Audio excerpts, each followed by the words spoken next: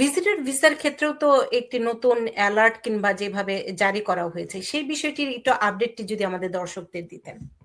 Well, it's very important. এটা কালকে আসছে, গতকালকে ইমিডিয়েটলি ডিপার্টমেন্ট অফ স্টেট থেকে এটা আপনার ওয়ার্ল্ড ওয়াইড যত এমবিসি আছে তাদের কাছে এটাকে বলি আমরা যাই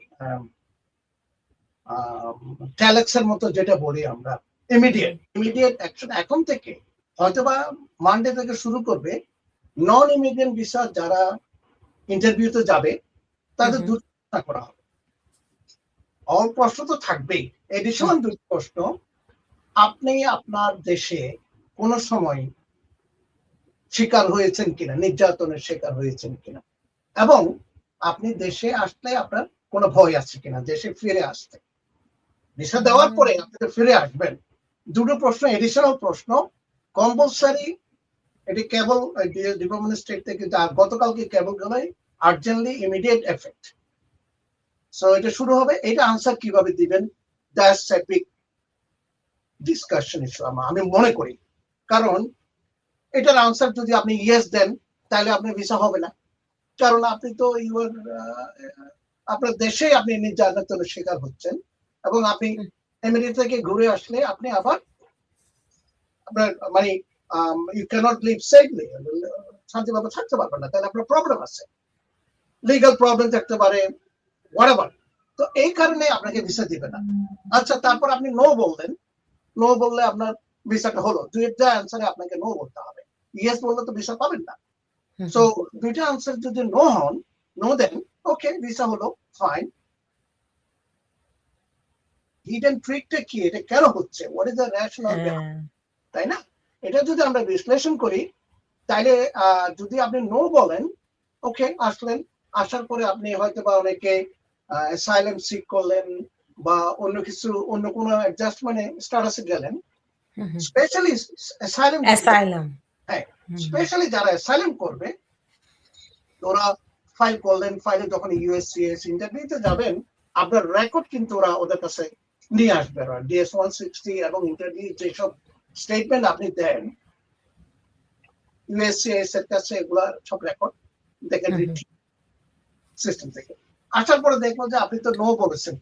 so what is the problem নাও? আপনি তো এখন এসে বলছেন আপনার সমস্যা আছে দেশে, আপনি গেলে আপনার জীবনের ঝুঁকি আছে, তো আপনি তো ওই সময় নো বলেছেন। সো এটা ক্রেডিবিলিটি ইস্যু হবে। সো মোস্ট লাইকলি অ্যাসাইলামে আপনার অফিসার আপনি যা বলবেন তা কোনো বিশ্বাস করবে না। এট দ্য সেম টাইম তাহলে বিশ্বাস না করলে কি হবে, কেস উইল বি ডিনাইড।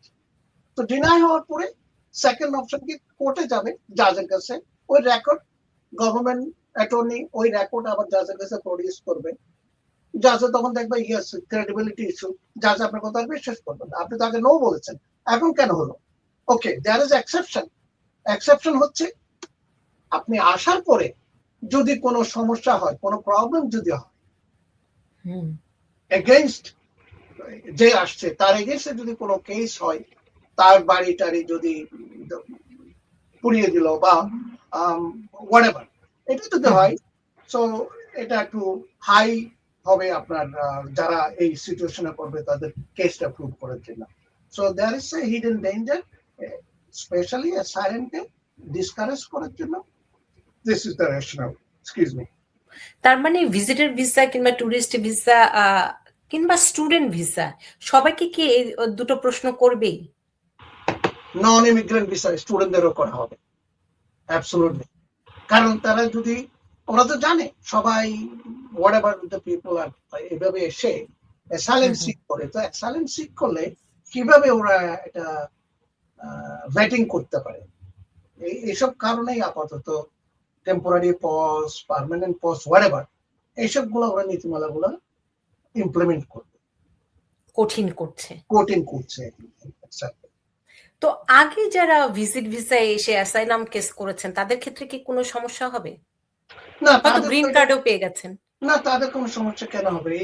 এই জিনিসগুলো তো আগে ছিল না, তাদের এইসব প্রশ্ন বা আনসার ইয়েস আর নো এখন নেই। এখন যারা হবে এরপর থেকে মেবি নেক্সট উইক থেকে প্রশ্নগুলো শুরু হতে পারে, এটা ইমিডিয়েট এফেক্টিভ আমরা কেবল যা দেখতাম আর লাস্টলি যেটা বলবো, এই যে বায়োমেট্রিক্স শুরু হয়ে যাবে এখন থেকে, everybody will get the biometrics appointment যাদের কেস পেন্ডিং আছে।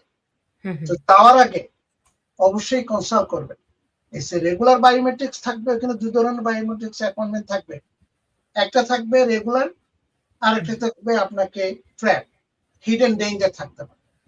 কোনটাতে হিডেন ডেঞ্জার, সো এটা আপনি অবশ্যই, আপনি যারা যাবেন তারাই জানবেন তাদের কোনো প্রায়র কনভিকশন আছে কিনা, প্রায়র মিসরিপ্রেজেন্টেশন আছে কিনা, প্রায়র ডিপুটেশন আছে কিনা।